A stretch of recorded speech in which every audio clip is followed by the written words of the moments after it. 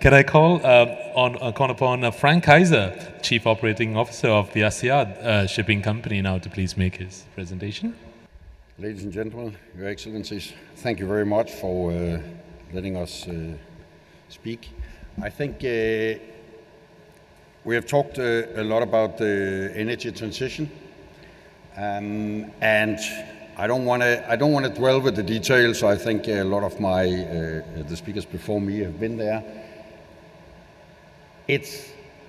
I think what is really important to think about here from a ship owner's perspective is that it's all about optimizing the distance you sail with maximum cargo at minimum energy consumption.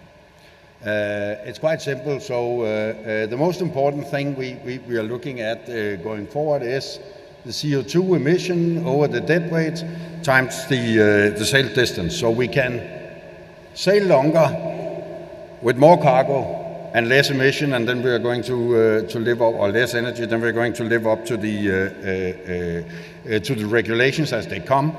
Because what is it we are saying here? And especially now, having talked about methanol, and I think Chris came up with a quite good example of ammonia. If we are going to use ammonia, or we are going to use methanol, or we are going to use any of these alternatives, I'm not talking biofuel here, then we know that the energy density is much lower than on the fuels we know today, which means that we are going to transport more fuel around. More fuel transported on a ship is less cargo. With less cargo, we're actually going against what it is that we are put into the world to do, which is, of course, to continue transporting the cargo, because that is what makes trade go and what makes the world go around. But we have to do it with as little energy impact or as little emission impact as possible. So I think we need to be much more ambitious than only talking about power to X, methanol, ammonia, hydrogen. We have to find something which is much more efficient, because that will truly reduce the energy consumption that we spend on transporting our goods around. And as I said, the goods needs to be transported because that is what the world is depending on. We have of course looked at all our ships. I don't think everything looks that bad. It's our ships is probably a mix of what many other good ship owners have here today, meaning that we are well within the limits. We can continue going forward.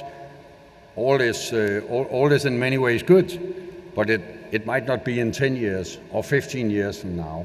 And this is where we need much more ambitious solutions than what we are talking about today. I'm a big fan of power to X, but it has to be double X. We have to find even better ways to do it. I don't want to go through all the elaborations that we have been through today. So let me just use one thing here that I think is a little bit illustrative of how we in ASYAD Shipping looks at this transition going forward. We know that there's a long way until we have alternative fuels available to be used consistently. So today we don't have the availability of, let's call it green energy. We do not have the infrastructure. We're not sure how it's going to be built up. We have various ways of discussing taxation and penalties and so on.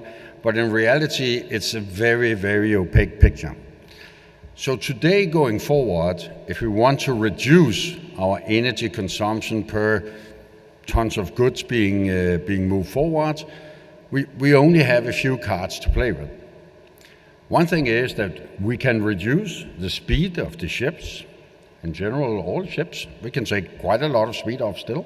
That will definitely reduce the emissions, definitely reduce the CO2 emissions, and it's good for a ship owner. because then we're going to need more ships to transport the same goods, which of course will mean that the cost of transporting is going up, which is not necessarily bad. Is it green? I'm not sure, because you also are going to use some energy to build all these ships going forward. So one thing is speed.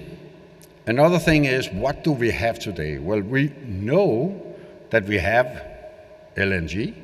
Is LNG the final solution to a green world? No, it's not, but it's definitely a transition. It takes us part of the way to reduce emissions. It gives us opportunity to develop further. And I'm fully aware of methane slips and things like that, but all that is being worked on, and as years goes by, the methane slips are just going down and down and down as our technology improves. So I think it's a thing, or we think it's a thing that's going to help us go forward. Speed reduction, then all the optimization that our colleagues in the container world have done ever since around 2005-06, where they really started in reducing consumption. There's a lot of things we can take directly from there, transfer that technology into the ships we have today of bulkers, tankers, LNG and so on, make some good reductions. And then, of course, at some point we'll have more and more biofuel and other green substances that we can use in our energy going forward, further reducing emissions. And then at some point we're going to get into the, what should we say, zero carbon possibilities. But I think, and we think, that the methanol and the ammonia, it needs further, we need to go further with this. We need to find ways to do that much more efficient before it can replace anything. And one thing that to me seems very obvious is carbon capture. I know the technology we have today still needs to be developed further, and it's not super efficient. I think the latest documentation I was reading was that it will take approximately 45% more energy to capture the carbon and so on. But that compared to that you are carrying extra weight with the alternative fuels and so on, well, that whole equation is there. So again, I think there are more opportunities to manage our energy consumption and going forward. And I think that is the real discussion. Right now, we're talking regulations, we're talking all this is frameworks. We have had lots of frameworks in shipping all over the years. We always find a way to live up to new regulations, to follow the regulations.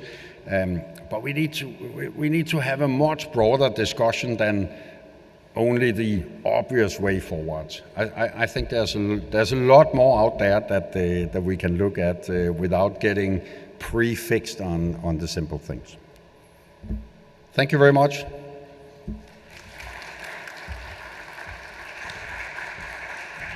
Thank you, Frank, and thank you for showing us the journey that ASYAD is taking on to the decarbonization. The point on LNG just struck me was the slide did say that it is the one fuel that is least how do you say, carbon dioxide emitting, and you feel that that is a healthy fuel. But I think the recent crisis in Russia and the Ukraine, where now the world is now sourcing other sources of LNG, suddenly when Pavan talked about EU fuels, they look at all of the greenhouse gases together, and when methane is thrown into the picture, I think suddenly LNG that is not sourced from Russia suddenly becomes iffy. So maybe there's something to talk about when we discuss. I just had a thought in my brain. So.